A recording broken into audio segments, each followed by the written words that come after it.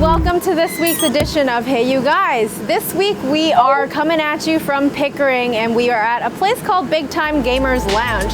So let's go inside and see what they're all about.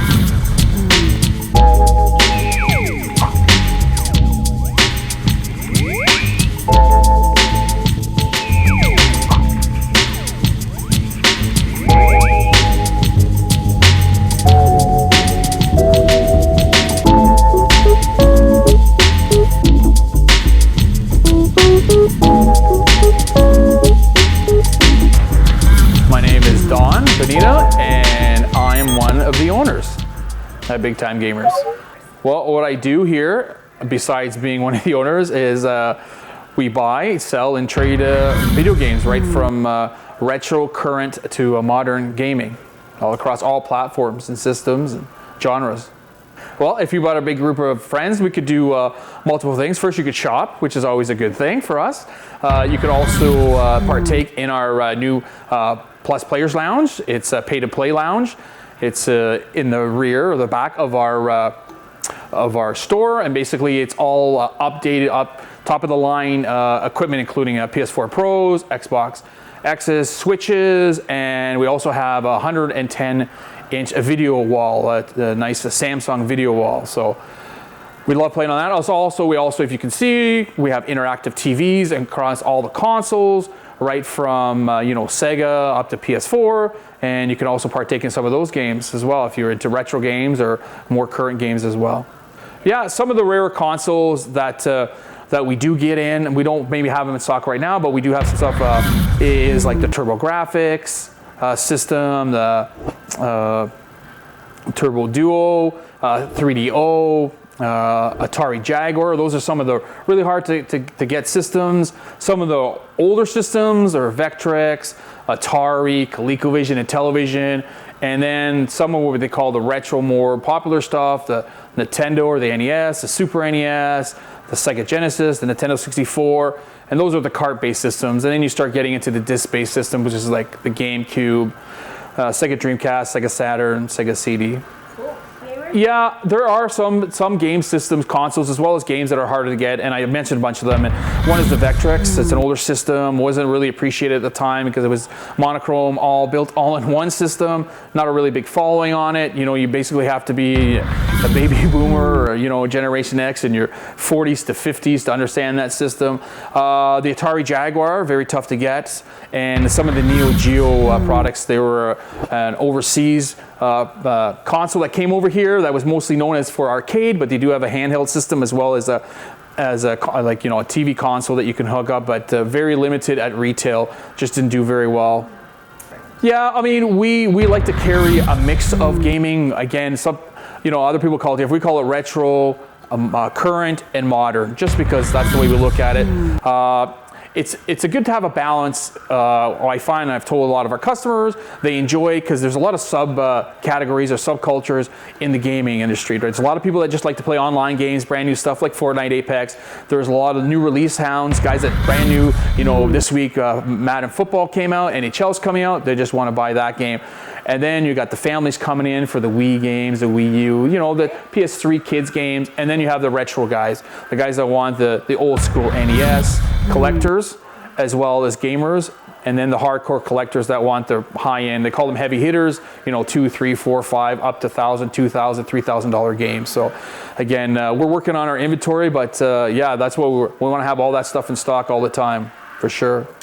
Yeah, I mean, it's pretty hard. It's pretty hard to say what my favorite retro game is. It's just, I've got so many games in my collection. Again, I've turned from being a gamer more to a collector now, because I don't have a lot of time to play these games. But again, for me, a mainstay, I'm a big Atari guy. I love playing my old Atari games like Stampede, and a game called Name This Game, which is a horrible game, but for some reason when I play it, I bring it back to when I was, 8, 9, 10 years old with my brother in our basement playing it. But again, mainstay stuff that everybody kind of likes. It's always in there. We always play the Mario Karts, Mario Parties, Super Smash Brothers. These are pretty well the mainstays in everyone's collection, and they're all the go-to games and all the popular games basically for all the Nintendo-based systems right from their inception.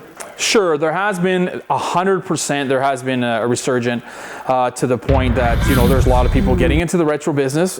EI myself, but again, it's a passion for me. I love it. That's why I opened the store.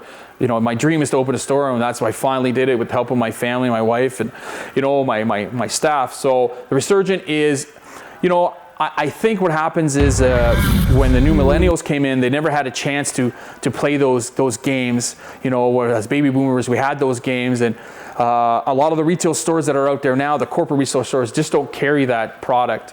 So smaller stores like us, mom and pop stores, they call it, brick and mortar, we've helped break that barrier, so you can go back and get your old Super Nintendo and Nintendo games. And I feel like the trend started in about 2010. It started going up, and it peaked probably about last year at all, and it's maintained now. Again, we don't know what the future is going to hold with retro stuff, but as far as pricing and availability, it's definitely changed in the last couple of years, because there's a lot of people involved, not just selling, but as far as collecting. People are coming back in, they want to go back to their childhood. Now they're successful in their 40s, 50s, they've built their companies, their businesses, they work for themselves, they have kids, and their children they want to say, hey, stop playing with the iPad, let's play Super Nintendo for an hour. Dad used to have these games, so I think that's one of the reasons for sure. So what I'm going to do, I'm going to show you one game that I have that's probably worth the most in the store right now. And it'll take me 2 seconds. The game's called Duck Hunt, which most people would say, Duck Hunt, well, that's not worth anything. But this is a standard Duck Hunt. Would be worth $10, $5. So what we have here is I have a sealed Duck Hunt from the very first production run. So basically the story behind this is Nintendo released like 17 games the first year, and when they went to the retailers after the video game crash of '83, Atari went bankrupt, and Kmart's and Walmart said, forget it, we don't trust video games. And Nintendo said, well, we'll make a nice little system for you, because they had something called the Famicom, and they didn't like the design of it, so they made it look like the NES. Now it looks like a VHS, put the disc, the card in, and they put it down, and it works. But what happens is Nintendo said, we'll make you some stuff for us, and we'll do a bunch of games for you guys. It's great. Walmart's and Kmart said, yeah, we'll take your games, but we're not going to pay you for them. And Nintendo said, what do you mean you're not going to pay? Well, we're going to do it all on consignment. So what they did the first couple years, they made all the games as cheap as they could, so they didn't even put shrink wrap or nothing on them. So this is a sealed copy of Duck Hunt with the matte foil, it's called. It is the Canadian version, so not as highly sought as the American version, but it's the first production run. The first 17 that were made, again, could have been bought at Toys R Us, Consumer Distributing, Kmart, Woolco back in the day. So the reason why I'm saying it's my most valuable game is because there's really no value on it now. What we can tell you is that recently in the last year, because of the retro market, I know the Kid Icarus sold for $10,000 US last week. A sealed copy with receipt, so that's pretty valuable. Super Mario Brothers recently sold for over $100,000. Again, you get these graded. That's another thing which I didn't say. You send it to a grading company, and they grade it for you.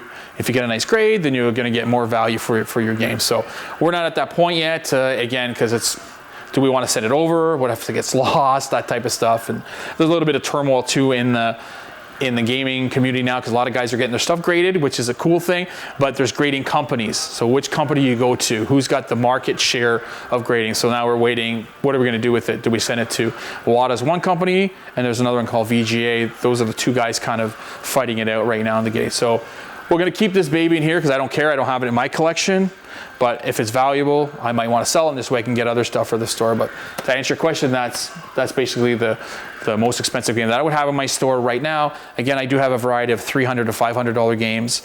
Again, they're called heavy hitters, or heavies, they call them in the retro industry. But yeah, that's it right there. My name is Fatima Mello, and I'm the better half owner of Big Time Gamers here. I have my other half here at Big Time Gamers has a passion for collecting.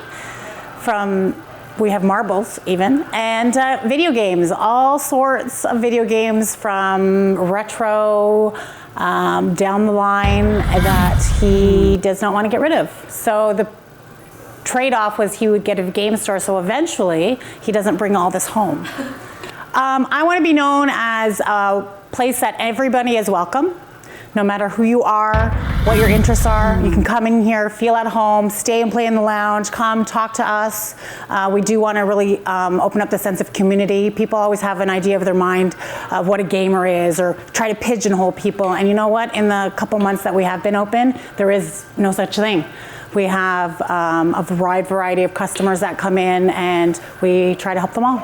We can be found on Facebook at Big Time Gamers. We can be found on our website at bigtimegamers.com. We're at 613 Kingston Road in Pickering, and you can come and visit us any day of the week. We are open Monday to Saturday, 10 to 8, and Sundays, 11 to 6. We have a Twitter handle is Big Time Gamers 1. Oh, I've had to learn a lot of social media stuff. And Instagram, we're on Instagram as well. Yes, find us, follow us, like, share.